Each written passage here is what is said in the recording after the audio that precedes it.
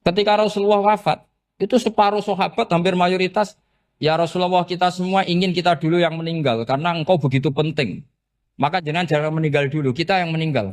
Kalau kita yang meninggal tuh gak apa-apa, tapi kalau engkau penting, jangan meninggal. Tapi ada saja sahabat, lah tidak seperti itu. Saya suka Rasulullah meninggal dulu. Alasannya masuk akal. Biar Allah menyaksikan saya kama usoddikuhu hayyan usoddikuhu maitan. Allah biar menyaksikan saya iman kepada Nabi ketika masih hidup. Dan saya buktikan setelah mati pun, setelah meninggal pun, setelah wafat pun, iman. Jadi ternyata baisnya itu supaya orang tahu bahwa iman kita kepada Nabi itu iman yang super. Jika ketika beliau sugeng ya kita iman, setelah wafat juga kita iman. Kai usoddikuhu maitan kama usoddikuhu hayyan. Supaya saya mentasdikkan beliau setelah meninggal sebagaimana kita mentasdikkan beliau saat masih hidup. Dan ternyata Allah ridho dengan perkataan sahabat itu. Kenapa Allah ridho? Karena menjadi pelajaran bagi orang-orang yang ditakdir gak menangi Rasulullah Shallallahu Alaihi Wasallam. Tetap mereka ini. Jangan kayak setan. Setan itu kurang ajar betul oleh iblis itu. Masyhur itu. Iblis itu nangis-nangis neng Nabi Musa. Iblis itu takutnya sama Allah itu luar biasa. Sampean kalah. Iblis itu setiap ketemu malaikat karena dia ngerti alam gaib, mesti apa itu? Kama sali syaitani id qala lil insani kfur falamma kafara qala inni bari'um minka inni akhafu wa rabbal alamin. Jadi setan iblis itu paling sering bilang inni akhafu wa rabbal alamin karena iblis itu tahu surga, tahu neraka, tahu kekuasaannya Allah. Jadi takutnya sama Allah luar biasa. Makanya setiap dia mengajarkan kekafiran, setelah orang itu kafir gimana? Inni bari'um minka inni akhafu wa rabbal alamin. Saking takutnya sama Allah, suatu saat iblis ini datangi Nabi Musa. Karena tahu Nabi Musa itu kalimullah. Orang yang bisa komunikasi langsung dengan Allah. Ya Musa ya kalimah Allah, saya ini makhluk. Saya takutnya sama Allah luar biasa. Tolong rayukan Allah supaya nerima tobat saya. Karena dirayu terus lama-lama Nabi Musa bilang, oke, tak rayukan Allah. Sama Allah. Karena Musa kekasihnya, ya Allah iblis punya ingin tobat. Tolong dikasih hak tobat. Kata Allah, oke. Dia bisa tobat. Asal mau sujud di makamnya Nabi Adam. Karena kesalahannya dia gak mau sujud sama Nabi. Semenang Nabi Musa karena ada cara untuk iblis menjadi tobat. Dikasih tahu sama Nabi Musa. Alhamdulillah kamu diterima tobatnya. Syaratnya apa? Sujud ke kuburannya Nabi Adam. Wah iblis atau aslinya terus.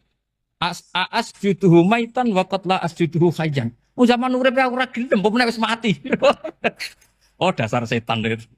Zaman urip aku ora gelem wis mati mbok kon sujud. Kumat maksudnya terus ya sudah terus sampai sekarang akhirnya. Kalau sekarang sudah tidak mungkin lagi karena nggak ada Nabi Musa.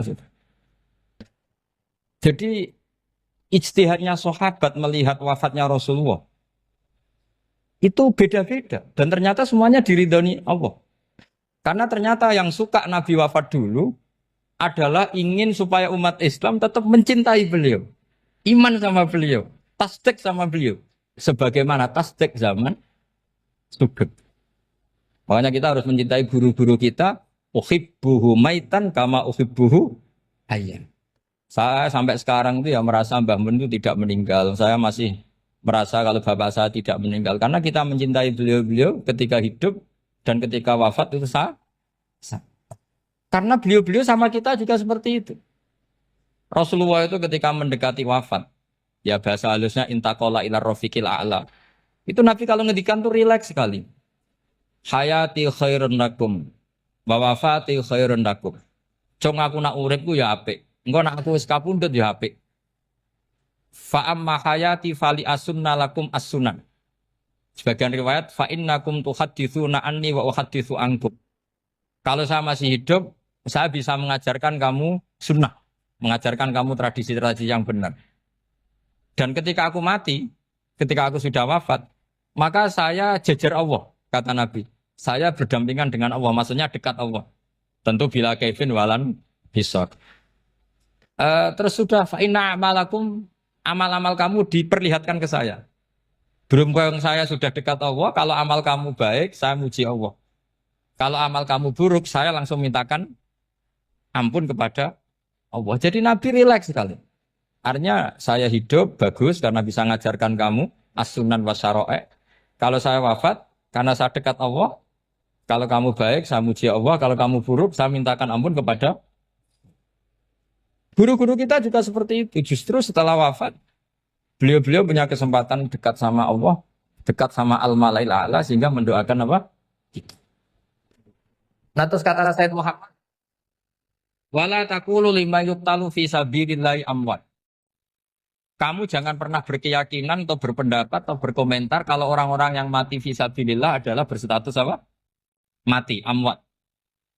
Kalah. Terus kata Sayyid Muhammad, hadza li amatis syuhada. Ketentuan ini bagi umumnya syuhada. Artinya gini, umumnya syuhada saja tidak berstatus amwat. Apalagi hadza Rasulullah, sayyidul syuhada, sayyidul anbiya, sayyidul mursalin. Tentu tidak pernah berstatus amwat. Ya saya ulang lagi ya, jadi zaman cara berpikir, amatus syuhada, syuhada yang umum saja berstatus hidup. Tidak boleh distatuskan amwat.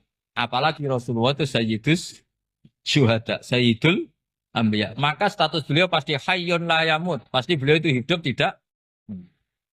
Dan karena beliau itu asfaq, sangat sayang kepada kita, sebagaimana zaman beliau hidup itu sayang kepada kita, sampai nangis-nangis minta hak syafaat, maka setelah meninggalkan pun beliau pasti sayang kita dan pasti berusaha supaya kita diampuni oleh Allah Subhanahu wa ta'ala.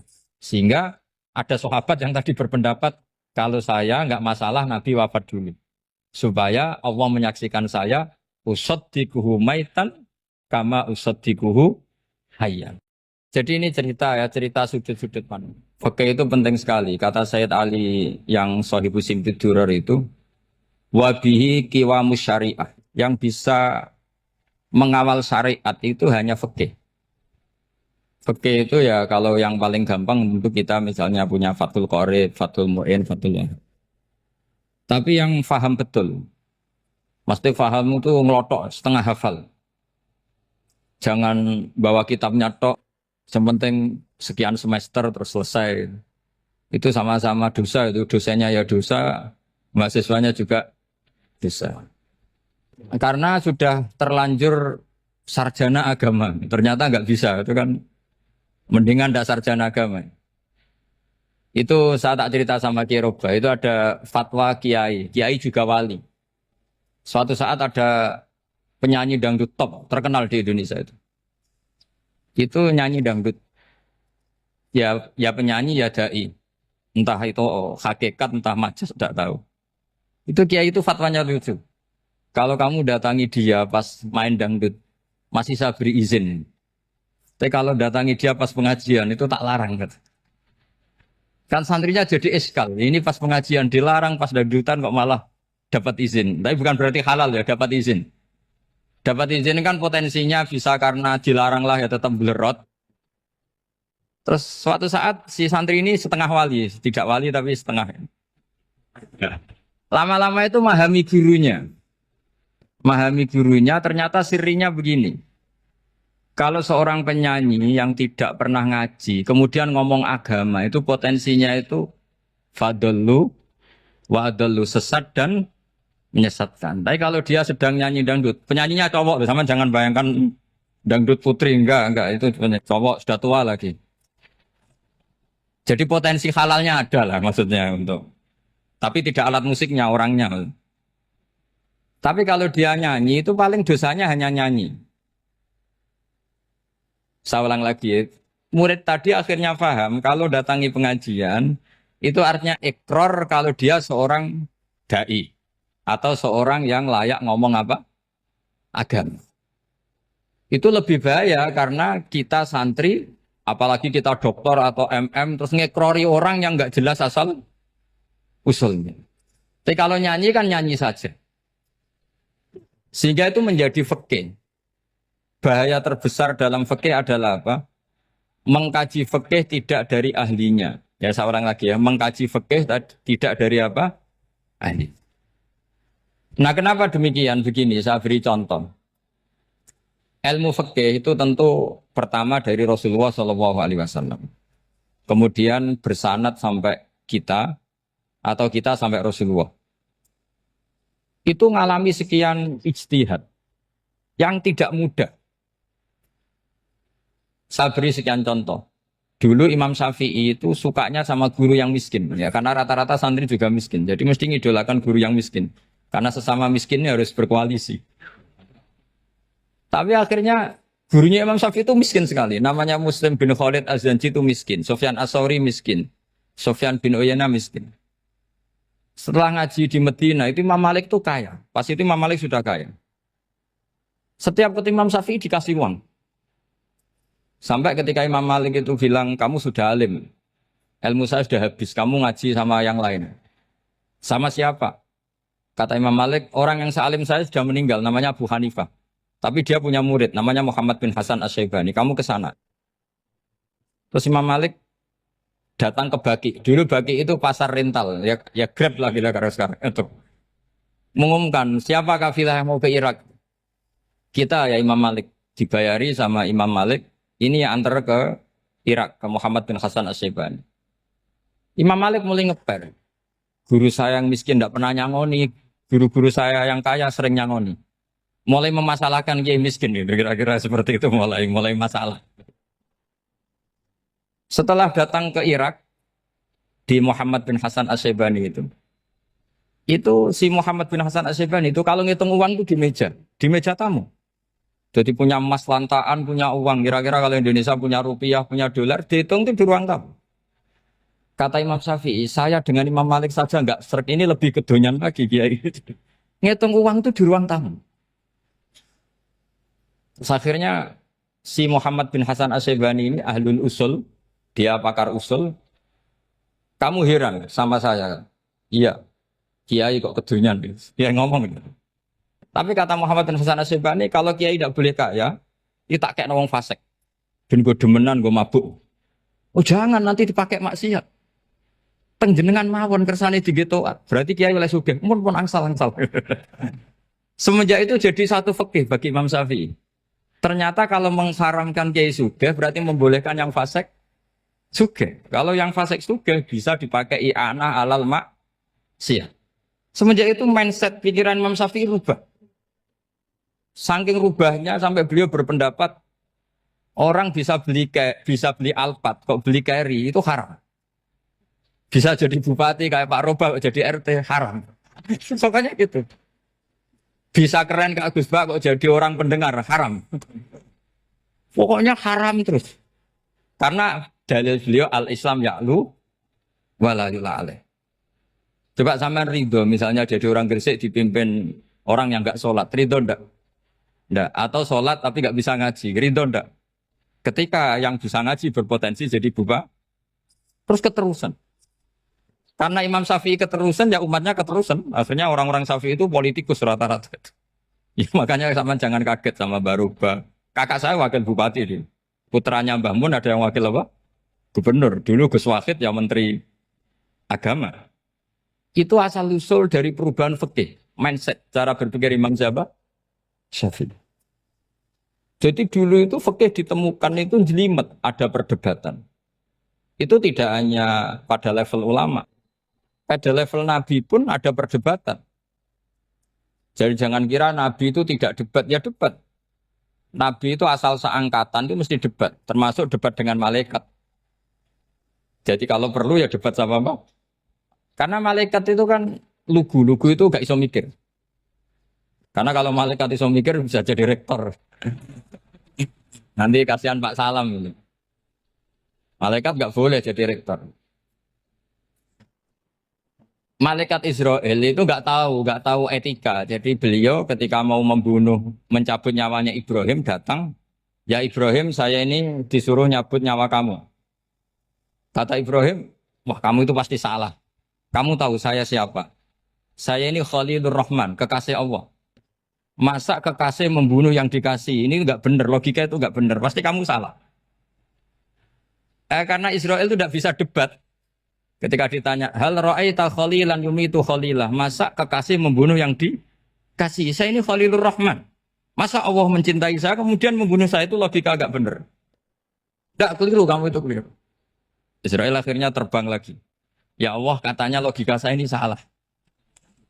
Karena masa kekasih membunuh yang dikasih. Karena Israel nggak pernah sekolah, nggak pernah sekolah. Nggak bisa dia jawab. Akhirnya diajarin Allah. Dah kamu bilang gini ke Ibrahim.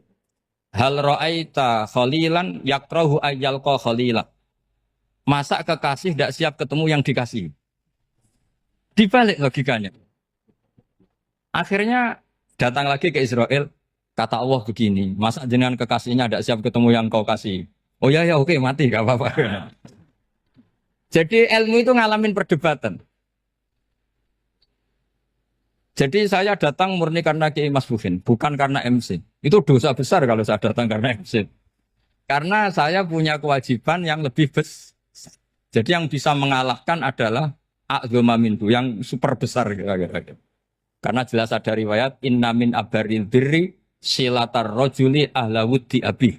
Ya, inna min abaril birri silatar rojul ahla wuddi abi. Di antara kebaikan yang sangat baik adalah seseorang menyambung teman bapaknya. Padahal sampean kan nggak mungkin teman bapak saya. Teman saya aja nggak mungkin, nggak level apalagi bapak saya kan. Jadi malah mohal itu. Saya berkali-kali cerita di mana-mana cerita. Fikih itu harus dievaluasi. Karena ini masalah furu'iyah. Saya berkali-kali cerita di mana-mana cerita. Hukum berteman orang fasik gimana? Pasti orang jawab haram karena takut ketularan orang fasik. Tapi kalau dibalik, hukumnya bina orang fasik gimana? Ya baik, umatnya Nabi. Bisa bina kalau berteman. Kamu bisa bina orang fasik tanpa berteman? Gak bisa. Jadi kalau dibalik, hukum berteman orang fasik gimana? Haram. Hukumnya bina orang fasik? Baik. Bisa bina kalau berteman. Berarti berteman orang fasik? Ya terus nanti pada level lapangan sih gampang. Kalau yang soleh membina yang fasik dan yang fasik ketularan yang soleh, maka ternyata kalau yang soleh ketularan fasik ya berarti ternyata buruk. Tapi kan hukum masa nunggu kenyataan kan jadi nggak hukum. Di mana-mana hukum itu kan ada asumsi karena ini masalah ijtihad. Nah itu yang dilakukan para ulama kita. Jadi sampean harus mengkaji fikih secara detail karena tidak hanya kita yang khilaf. Nabi-nabi juga khilaf dalam menentukan dakwah ilallah. Wali-wali kita kayak Abdul Hasan Asyadili sama Sayyid Abdul Al-Haddad itu juga. Imam Ghazali ya khilaf. Imam Suyuti itu kalau ketemu Al-Qastolani itu saling tidak nanya, saking nggak cocoknya. Masyhur itu. Jadi ulama ora cocok. Bedanya nak saiki perkara partai. Kalau orang dulu enggak. Karena pakai asumsi. Pakai asumsi karena memang susah. Enggak misalnya memang tak bedai, tak beri yang di enggak misalnya ada orang rukuk kemudian kentut. Itu sholatnya batal apa enggak? Enggak, jawab saja. Enggak, orang sholat kemudian pas rukuk kentut atau kelihatan auratnya. Sholatnya batal apa enggak? Batal. Itu keliru nih sampai ini salah dosennya mesti itu. Pertanyaannya gini, yang dikatakan sholat itu kan akwalun wa af'alun muftatahatun bitakbir muftatamatun bitaslim. Lalu ketika sampai rukuk apa sudah namanya sholat? Jika kamu katakan batal, namanya sholat aja belum kok sudah kamu katakan batal gitu.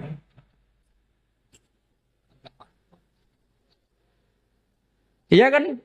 Jadi kalau aku mau sholat pas rukuk ngetut batal atau ora? Mestinya jawaban yang benar, ya ora sholat jadinya gitu. Karena kalau dikatakan sholat, definisinya harus sampai salah. Tapi kan kita nggak mungkin ngomong seperti itu kan dianggap majnun. Padahal itu yang benar, yang punya kecerdasan. Nah makanya pertanyaannya, fikih itu ngikuti bahasa awam apa bahasa istilah? Kalau ngikuti bahasa awam ya kayak tadi, sholat kok pas rukuk kentut maka batal. Sebenarnya yang batal itu sholatnya apa rukuknya? Nah makanya terjadi perdebatan. Kalau yang pakar-pakar usuli itu salah istilah itu nggak mau. Saya ulang lagi, kalau pakar-pakar usuli itu salah istilah itu nggak mau. Terus misalnya tak beri contoh lagi. Kalau imam itu sudah salam pertama, Salam pertama itu yang rukun kan salam pertama. Berarti setelah salam pertama imam sudah keluar dari sholat apa belum? Yakin? Ya sudah. Sekarang sama tak bedain. Lalu makmum itu kesunatan langsung berdiri apa nunggu imam salam kedua? Enggak, jawab satu. Nunggu salam kedua kan? Dan itu kriminalnya sampai Anda nafsu itu. Kriminalnya begini. Berarti Anda mau bergantung sama orang yang sudah tidak sholat. Kata kamu setelah salam pertama dia sudah tidak sholat. Berarti kamu mengintersikan makmum berhubungan dengan orang yang sudah tidak sholat. Karena sudah keluar dari sholat ketika salam pertama. Kalau kamu di debat gitu gimana jawabnya? Pusing kan? Berarti robtul makmum bisolatiman sing wis laisa fi sholatin. Berarti menggantungkan sholat sama orang yang sebetulnya sudah tidak sholat. Ada yang jawab, sebagian ulama fikih tetap disunatkan menunggu salam kedua. Karena salam kedua itu masih paket meskipun tidak rukun. Dia paketnya selesai. Tapi selalu pertanyaannya gini, lalu setelah salam pertama itu imam masih sholat enggak? Sudah sama pernah dijawab tuh? Nah ini pentingnya bodoh, gak mikir sebenarnya. Jadi makanya bodoh itu barokah karena gak mikir. Jadi soalnya Rabbana ma khalaqta hadza apa? Batila. Sing bodoh ya barokah, sing pinter ya barokah. Sera barokah maksiat. Serana barokah plus. Jadi ilmu itu harus mengalami satu gesekan karena logika itu bisa dibalik. Nah karena ilmu itu mengalami satu gesekan, satu logika yang bisa kayak iya kayak enggak. Sehingga jargon di dunia ijtihad itu begini. Ra'yuna shawabun yahtamilul khata' wa ra'yuka khata'un yahtamilus shawab. Pendapat saya benar tapi mungkin salah. Tapi pendapat kamu taruhannya salah dulu tapi ya mungkin benar. Jadi mustahid kalau kata mustahid itu lucu. Ngomongnya itu ra'yuna shawabun yahtamilul khata'. Pendapat saya tarifnya benar dulu tapi ya mungkin salah. Kalau pendapat kamu salah tapi ya mungkin benar atau mungkin bisa salah ya tidak tahu pokoknya mungkin benar. Nah kenapa demikian? Begini, di luar masalah tauhid, saya ulang lagi di luar masalah tauhid, itu tentu ada masalah-masalah yang sifatnya ijtihadiyah. Ya saya ulang lagi, yang sifatnya apa? Ijtihadiyah. Dan ijtihadiyah ini nggak pernah selesai karena muqtadul hal, konteks kesejarahan maupun konteks kesempatan itu tidak sama. Dulu kiai-kiai itu ngaramkan dasi, ngaramkan celana karena yang celananan yang dasinan itu penjajah. Sehingga mantas sabah biqaumin bahwa apa? Minhu.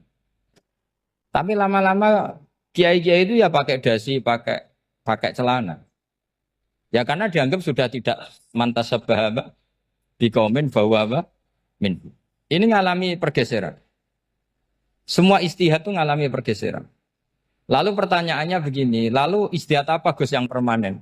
Yang permanen ya istihad dengan alatut istihad apa? Istihad. Saya beri contoh misalnya begini. Nabi Musa itu yang ngalami istihad. Kata beliau karena kangen Allah, itu ingin melihat Allah karena kangen. Rabbi arini angzur ilai. Qala lan tarani walakin ingzur ilal jabal. Ya sudah namanya orang kangen ya ingin melihat. Ya sudah gitu aja. Sehingga ahli ilmu kalam itu berdebat. Kalau kata ahli sunnah, karena Nabi Musa minta ingin melihat Allah, berarti melihat Allah itu jaiz, mungkin. Karena Nabi gak boleh bodoh meminta sesuatu yang mau hal. Maka antipatinya ahli sunnah terhadap pendapat Mu'tazilah itu antipati. Karena menurut pendapat Mu'tazilah, Allah itu qadim, Allah itu laisa kamislihi syai'un, sehingga gak bisa dilihat. Pertanyaannya adalah berarti Nabi Musa meminta sesuatu yang mau hal. Itu bodoh sekali sampai nggak tahu mana mau hal, mana apa? Jaiz. Makanya kata Imam Ghazali, masa Nabi Musa yang Nabi nggak tahu kalau melihat Allah itu mau hal. Sampai minta berarti nganggap itu jaiz atau boleh. Itu cara pandang orang-orang ahli sunnah apa? Wal jannah. Tapi tetap saja sebagian ulama itu ya balelo. Yang kayak Mu'tazilah itu ya balik loh. Cara berpikir pokoknya itu karena kangen, bukan karena mungkin atau tidak mungkin.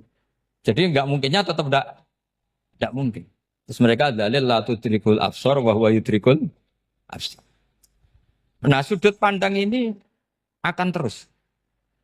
Ada seorang wali ditanya, kalau kamu di surga ingin melihat Allah apa enggak? Jawabnya enggak. Kenapa ya? Kasihan Allah. Terus kenapa ya? Unazzihu dzalikal jamala an nadhari misli. Saya tidak ridho Allah yang hebat, yang keren, kemudian sing delok di rumah aku wong resik. Koyok gak ngergani pangeran. Sebenarnya sing delok Allah ben golongane Nabi Muhammad, Nabi Ibrahim, kowe ra usah ngilangi keren. Maksudnya itu. Jadi ada ulama itu jadi wali kalau sholat itu karena di soft belakang. Tapi jangan ditiru. Itu kan nggak lazim ya. Lazimnya kan afdhalus sufuf as-saful awal. Ketika ditanya, kenapa kamu kalau sholat di belakang? Cek DR koyok wani suwan pangeran gak ngarep. Aku sungkan dadi kok guli. Kalau sampean kan karena males bukan karena sungkan.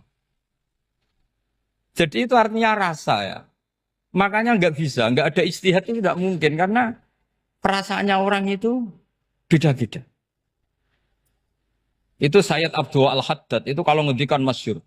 Man da'a li dzalimin fil baqa faqad ahabba yusawwah fi ardi. Orang yang mendoakan orang fasik masih hidup, gak mati-mati, itu berarti suka kalau Allah dimaksiati di buminya.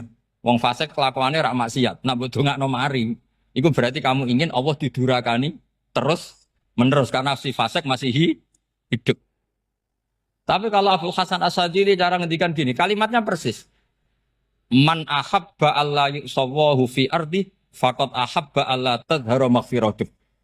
Orang yang ingin dunia ini steril gak ada maksiat, maka sama saja berkeinginan tidak melihat luasnya maghfirahnya Allah. Sama-sama wali besar. Tapi cara pandang hubungannya dengan Allah seperti itu. Jadi mau tidak mau, istihad itu mau tidak mau. Makanya tidak usah dipertentangkan misalnya cara berpakaian, cara apa. Yang penting sesuai aturan Islam ya sudah. Karena ini urusan rasa. Urusan apa? Rasa. Itu Syekh Hasan Basri itu sering jagongan sama Robiah Hadawiyah. Itu secara fikih salah. Tapi pas itu ulama fikih ditanya, kenapa Anda tidak komentar terhadap dua wali besar yang sering ketemu? Andai kan semua santri seperti itu, akan saya halalkan. Karena nggak mungkin punya nafsu. Sehingga fikih dulu memang masih asli. Kamu lihat di takrib misalnya, lelaki melihat perempuan itu nggak boleh kecuali sekian alasan. Termasuk boleh itu li taklim karena mengajar. Atau lil muamalah. Ini yang mulai masalah. Ada warung kopi, penjaganya cantik. Santri-santri ngopi. Ini lil muamalah. Kan kasus ini. Mau disalahkan pada takbirnya. Mau dibenarkan ini jelas fasik kan. Jelas fasik. Jelas fasik. Maksudnya sudah fasik sebelum itu ditambah itu. Jadi fasiknya permanen.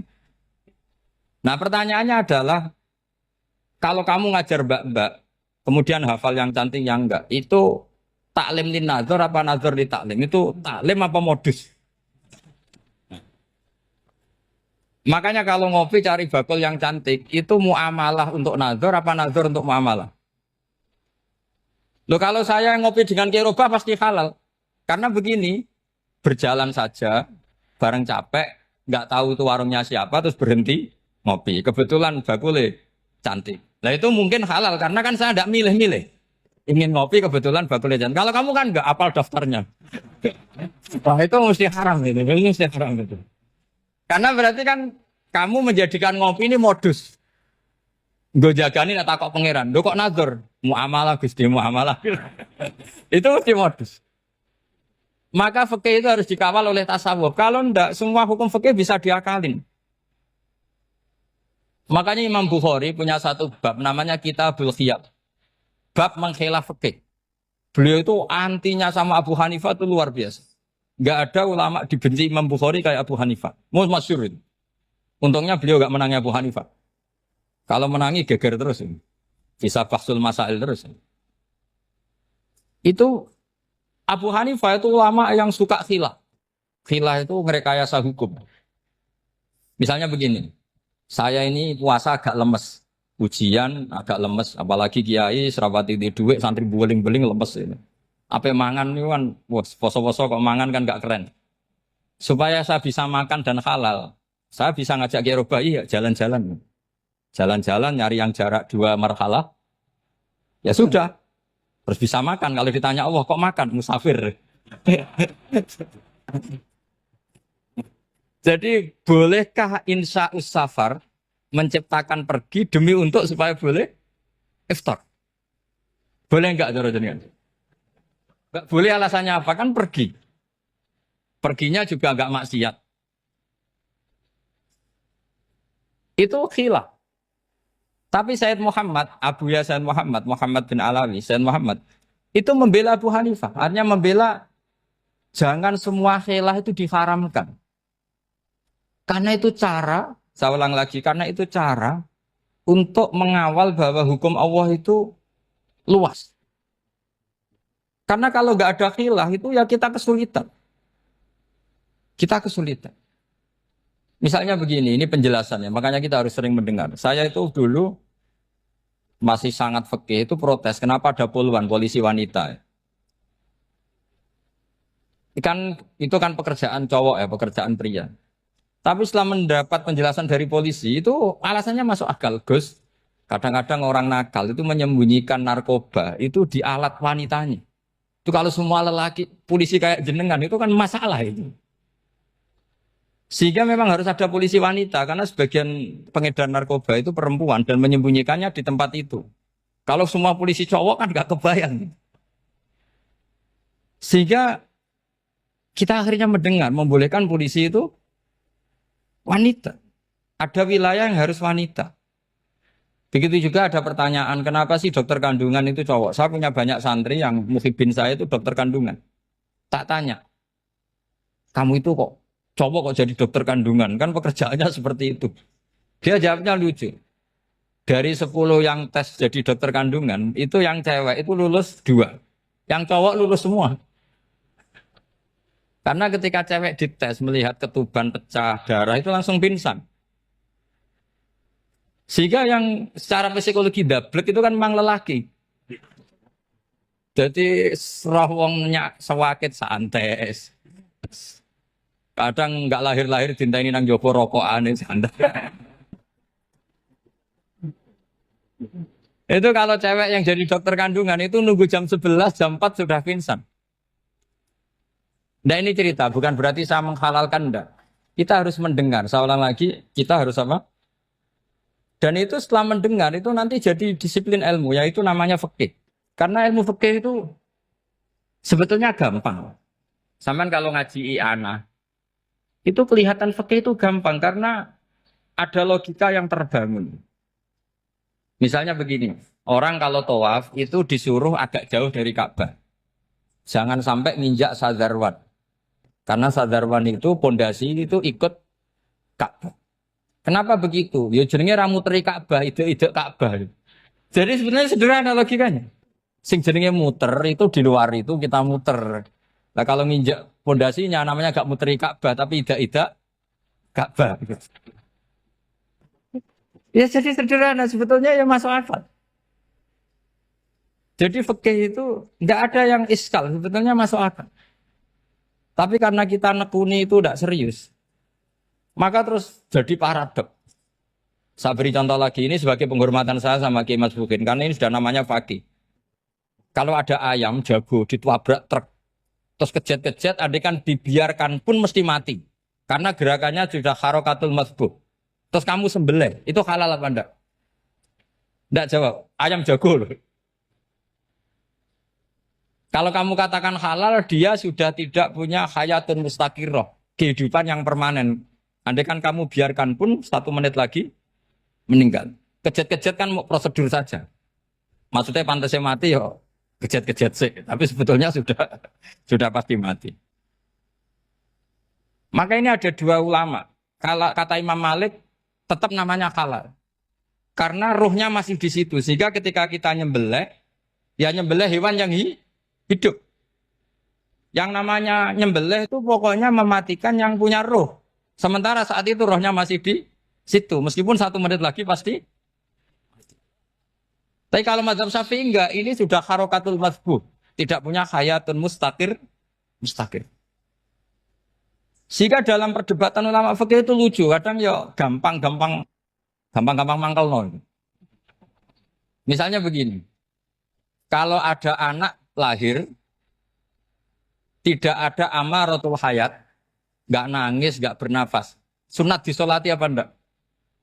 Siktun sing layas tahilu walayas langsung lahir langsung mati, nggak ada amaratul hayat. Ora tahu mikir tuh. Itu tidak wajib disolati. Alasannya, ya kan memang sholat alal mayit kan tidak pernah hidup. Di mana-mana mayit itu setelah hidup mati. Ini kan tidak pernah hidup. Namanya ya atau lahmin, ya potongan daging itu aja. Enggak. Jadi kadang fikih diwaca tenan jebule mangkel no. Terus ketika di kitab Minhajul Thalibin itu, kalau kamu keluar mani itu wajib mandi enggak? Wajib kan? Kalau keluar mani inzal itu kan wajib mandi. Nah kenapa nifas atau wiladah keluar bayi? Kenapa ibu-ibu kalau keluar bayi wajib mandi? Alasannya lucu. Li'annal walad maniyun pun akidun. Ini kan wis mani cuma mengkristal. Jadi kadang fikih mangkel. Apa ya? Sembrono gitu. Masuk wajib mandi wiladah itu karena apa? Li'annal walad maniyun mun akidun. Niku mani sing wis mengkristal. Mani sing wis jelalatan lah lahir nangis macam-macam. Jadi ternyata karena kenapa fikih butuh alasan nyari hadis tentang keluar anak mandi itu enggak ada yang sorry. Yang ada adalah tentang inzal. Innamal ma' minal. Akhirnya dicari-cari ternyata walad itu maniyun menakid. Lah ini problem fikih. Sampean harus siap dengan pelajaran seperti ini. Meskipun sampean mungkin wong priayi, tapi ini ilmu. Ya, saya ulang lagi, ini ilmu. Sehingga ulama itu mau tidak mau harus mau mendengar. Karena logika yang terbangun itu nunggu kalau mendengar. Kayak tadi. Malaikat Israel baru sadar. Masa kekasih bunuh yang dikasih. Masuk akal juga Israel. Kalau sama sampean sih nggak nerima tetap selonang-selonang ini masalah Ibrahim Khalilur Rahman. Sehingga kita di alasan fikih itu harus kita dengar. Saya dulu itu saya sampai sekarang itu sama kalau bayi lahir sudah berbentuk bayi, saya sendiri berpendapat sebaiknya disolatin kalau sudah berbentuk apa? Bayi meskipun tidak apa? Tidak nangis, tidak ada amaratul hayat. Kan yang digugurkan itu wajibnya, bukan masalah boleh dan tidak. Itu banyaklah perdebatan ulama di bab itu. Saya beri contoh lagi perdebatan ulama. Ini contoh-contoh fikih karena ini khusus penghormatan status fakih tadi. Itu kalau ada orang mati jenazah itu. Jenazah itu kalau sholat, itu kan umumnya jenazah di depan kita nyolati di belakang. Itu yang mengatakan begitu ya tidak punya alasan ya taunya mulai dulu begitu di mana-mana nyolati jenazah jenazahnya di depan. Tapi di kitab Makhali jelas diterangkan kata kaul sani tidak wajib. Alasannya ya lucu. Fa innal janazah laisat bi imamin. Jenazah itu tidak imam, kenapa harus di depan? Kan kacau kan. Lo coba alasannya di depan apa? Dia ada imam kok. Nah barokahnya fikih itu sehingga kita melihat di Arab Saudi sekarang itu jenazah kan di belakang. Tapi kita tetap nyolati apa? Mayit. Kalau di Arab Saudi musim haji, itu jenazahnya di kamar mayit, tapi kita nyolati. Itu satu-satunya takbir ya tadi, fa innal janazah laisat bimanzilatil imam. Tapi jangan praktekkan, nanti dia kepaliran sesat. Saya hanya cerita ilmu, jangan praktekkan. Kalau dipraktekkan masih jadi aliran sesat. Mono jenazah ning mburi mame kok ngarep aliran sesat. Sebetulnya bukan sesat tuh. Uji coba fikih. Ya karena tadi fa innal janazah laisat bimanzilatil. Bukti lagi kalau sampean sholat ghaib. Sholat ghaib itu misalnya mayitnya di Surabaya, boleh enggak sholat ghaib di sini? Terus jenazahnya di belakang kamu apa depan kamu? Nah ini kan fikih itu pokoknya gitu. Makanya standar furu'iyah itu susah. Karena perdebatannya itu mirip-mirip. Kayak iya, kayak tidak, kayak. Makanya dulu zaman sahabat, Ada sahabat itu mencintai Rasulullah. Senengannya sowan. Bukti cinta sowan. Banyak juga yang sahabat bukti cinta Nabi itu tidak pernah sowan. Alasannya ganggu. Kenapa kamu jarang sowan Nabi? Saya sering jamaah sama Nabi, saya tidak pernah sowan. Kenapa? Ganggu. Biar Nabi kalau di rumah sama anak istrinya, saya tidak mau ganggu. Makanya saya termasuk kiai yang gak pati seneng disowani. Karena ya itu tadi. Kalau ngulang seneng saya, kalau disowani biasa saya. Kalau kiai roba itu nilai, nak pernah sepuh jadi rasuan nilai. Jadi beda, saya sering ditilii kiai-kiai sepuh. Tapi bahasanya tentu tidak sowan, tapi nopo nilai. Kalau sowan itu maka kan nafkah itu seperti itu. Jadi ada disiplin, di situ ada disiplin ilmu. Yang kadang kita tidak cocok. Makanya Imam Syafi'i sendiri ngendikan kadang beliau dengan gurunya, dengan Imam Malik sampai ngarang ikhtilafu Malik. Beliau punya data yang beliau itu sedang nggak sama dengan gurunya, yaitu Imam siapa? Malik. Karena mindsetnya itu beda. Tidak sampai misalnya saya tanya, sholat itu harus menghadap kemana? Tidak, jawab saja. Kiblat kan. Ukurannya apa coba? Namanya madep. Wajah apa dada? Imam Syafi'i milihnya dada. Sekarang praktekkan dalam dialog keseharian. Saya jagungan sama Kiai Roba seperti ini, terus wajah saya begini, madep enggak? Nah itu masalah. Terus pertanyaannya, madep dengan dada itu fis sholat apa fil qiyam?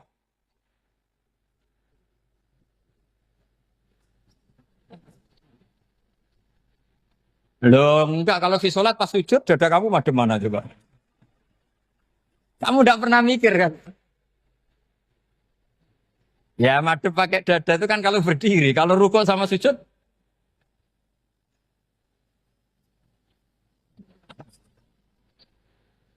Loh itu ulama itu jelimet gitu. Makanya jarang yang menekuni profesi ulama itu. Karena menekuni proposal banyak, karena memang susah. Jadi ulama itu orang yang cara berpikir sudah aneh. Sehingga mereka detail. Maksudnya menghadap itu apa? Ukurannya kalau berdiri ya dada. Tapi nggak bisa kamu katakan atawajjuh bisodri aturan dalam sholat. Fikuli sholat. Pertanyaannya lah kalau rukuk sama sujud. Dadanya menghadap kemana coba? Maka itu ilmu yang sudah jelimet. Nah ulama usul fikih, ulama yang nggak mau salah per detail hukum. Sehingga menurut Imam Rafi'i, misalnya kalau beliau ditanya, sujud itu gimana ya asal wat ujabha, ya sujud. Tapi kalau menurut Imam Nawawi harus melibatkan 7 apa? Anggota, yaitu al-jabha, wal yaden, warubaten, wal kodame. Oke, Imam Nawawi kita ikuti. Tentu keseharian kita pakai Imam Nawawi. Yaitu berdasar hadis umir tu an asjuda ala sab'ati jumin al-jabha, wal yaden, warubaten, wal kodamen. Berarti berapa? 7. Tapi pernah saya cek di kitab karangannya Imam Syafi'i ketika beliau ngendikan saya suka kalau orang sujud itu melibatkan 7 anggota berdasar hadis ini. Tapi kata beliau wayah tami itu dan bisa saja sujud yang watul jabhah itu sudah cukup. Terus kata Imam Syafi'i, limada karena Nabi ketika sujud itu hanya ngendikan begini, sajadalaka wajhi wa sam'i wa basori. Gak ada di hadis wayadi, warubati, wakodami. Ya sudah akhirnya. Nah, itu sudut pandang. Terus gugatan kedua begini. Ada orang Muslim yang sujud sama berhala. Untuk menjadi murtad itu harus 7 anggota apa cukup atul jabah halal arbi. Untuk sah menjadi murtad itu. Untuk sah menjadi murtad cukup atul jabah halal arbi harus 7 anggota. Untuk keabsahan murtadnya itu. Tidak jawab. Makanya ini tugas dosen-dosen ini meminterkan ini. Karena namanya sudah faqih. Faqih itu ahli faqih yang detail namanya faqih. Kalau ini mutafaqih. Jadi bukan tafakuha tapi tafakuha. Kayak tamarodon. Gitu. Jadi wazannya nanti itu wal idhari ma laysa fil waqi'. Jadi ini bukan gojlok, ini memang marah saya. Jadi kalau sudah pakai gelar fakih, harus fakih betul. Nah, mohon kalau mengkaji fikih itu harus detail. Minimal takrib itu setengah hafal. supaya konstruksi ilmu itu utuh. Saya sama lagi konstruksi ilmu itu, karena ilmu itu mesti ada yang apa ya? Ya rodok setengah salah itu, tapi disalahno ora kena. Ndak sampean tak bedheki, nak pancen bener langsung tak angkat jadi rektor. Nak bener tuh. Coba rukun sholat pertama itu apa coba? Rukun sholat pertama. Niat. Niat sama berdiri dulu mana? Ayo niat dulu baru berdiri, apa berdiri dulu baru niat? Berarti niat sama berdiri dulu mana? Rubah kan? Artinya kita mau bilang tartib, urutannya niat, berdiri, takbir, gak bisa. Yang dikatakan niat itu apa? Qasdus syai' muktaronan bifi'lihi. Berarti niat sama takbir harus bareng apa urutan? Bareng. Terus dengan qiyamnya urutan apa bareng? Bareng apa urutan? Loh enggak, kalau urutan berarti takbir dulu, duduk, baru berdiri. Nah maka seperti ini tuh mau tidak mau kita salah. Dikatakan tartibnya salah, dikatakan serentak, ya salah. Cuma karena kita bodoh, gak tahu mikir itu. Alhamdulillah kan di situ itu. Lu coba niat sholat loh, niat takbir qiyam dulu man. Niat takbir qiyam dulu mana coba? Dulu qiyam. Enggak ada kitab yang mengatakan arkanus sholat awaluha. Oh, dianggap kitab kriminal maksudnya. Makanya ngendikane ulama-ulama di Sarah-Sarah, mau tidak mau sebagian istilah itu tasamuh. Tasamuh itu wis digawe gampang ngono kok repot. Karena kita tidak bisa detailnya. Coba misalnya puasa. Puasa Ramadan itu wajib apa? Tabiyyitun niat, nginep no niat. Sing darani nginep itu umure lama apa enggak? Lama kan? Sekarang sebelum 2 menit kamu baru niat, sah apa enggak? Sah. Itu sempat nginep apa enggak 2 menit itu? Enggak sempat kan? Jadi ilmu itu makanya kata ulama-ulama pokoknya ilmu itu ono mesti ono unsur tasamuh. Tasamuh itu ya tiga gampang. Apa? Tiga gampang. Misalnya Imam Syafi'i berpendapat mashu ba'dir roksi. Itu kata beliau walau sya'rotan fi hadir roksi. Meskipun satu rambut asal masih di wilayah kepala. Tapi kalau rambut itu dikeliwir, dibasuh di sini enggak sah. Karena sudah keluar dari batas apa? Kepala. Imam Syafi'i cara berpikir kan yes ngene iki jenenge basuh sirah. Tapi cara Abu Hanifah enggak. Ya enggak, yang namanya megang kepala itu ya minimal 1/4. Masa gitu dikatakan megang. Lalu ulama usul fikih itu berdebat. Sesuatu itu sesuai masodaknya. Masodak itu yasduku alaihi kada. Yaitu ini tadi saya cerita ke Ibu Khen tentang ngaji Jamul Jawame. Ini ilmu yang di Jamul Jawame. Sesuatu itu ukurannya mayasduku alaihi kada apa dengan takrif definisi. Misalnya gini. Sholat itu batal dengan makan. Kalau kamu sholat, makan batal nggak? Nggak, jawab saja. Batal. Itu satu upo apa satu piring? Nggak, jawab saja. Satu upo sudah batal. Sekarang bab makan di ngormat tamu. Cong tamuku keimangan. Iku sak upo apa sak piring? Nah ini kan tidak fair. Di bab tamu makan satu piring, tapi di bab sholat satu upo. Maka pertanyaannya, lalu penamaan sesuatu itu berdasar masodak, mayasduku alaihi ismu kadza, atau berdasar uruf?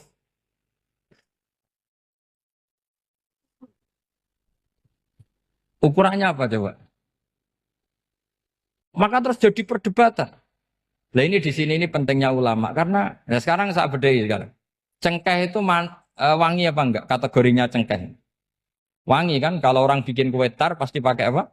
Cengkeh. Pakai wedang ronde supaya manis. Apa wangi dikasih apa? Cengkeh. Nah itu saya berkali-kali cerita. Pernah mau dipikirkan orang Islam juga boleh rokok karena dianggap pakai apa? Mewangi karena ada apa? Cengkeh. Tapi terus didebat. Kalau gitu berarti orang Jumatan sunat rokok. Karena Jumatan disunatkan pakai pewangi. Wah itu kan akhirnya tuh, wah iya ya, repot ya kan. Jadi kalau cengkeh kamu kategorikan pewangen, yang orang Islam nggak boleh rokok karena pakai cengkeh yang wangi, konsekuensinya orang Jumatan sunat rokok karena berarti di masjid pakai apa? Pewangi kan sesat semua ya, jadi itu ilmu. Makanya selain fikih mateng itu ada ilmu yang namanya usul fikih. Usul fikih itu yang neliti itu. Mayas duku alaihi kada. Jadi yus ngono iku darani ngono. Seorang lagi. Ngono iku wis darani ngono. Ora perlu roh detail. Ya, saya ulang lagi. Wis ora perlu roh detail. Makanya Abu Hanifah itu misalnya basuh wajah. Wis angger kecelok ngene iki basuh wajah. Nek Imam Syafi'i kan detail. Mimba ini mana bitis syari sampai ila somahe uzunehi ila zakon. Terus mana bitis syari Imam Syafi'i nambah apa? Ghaliban. Kenapa ditambah ghaliban? Karena kalau orang budak mana bitis syarinya di sini. Jadi itu fikih. Jadi fikih itu jelimet. Padahal kita ini nggak pernah berpikir secerdas Imam Syafi'i, tapi akhirnya ya mikir juga. Agak ditambah ghaliban, mana bitis syarinya orang budak kan? Sini.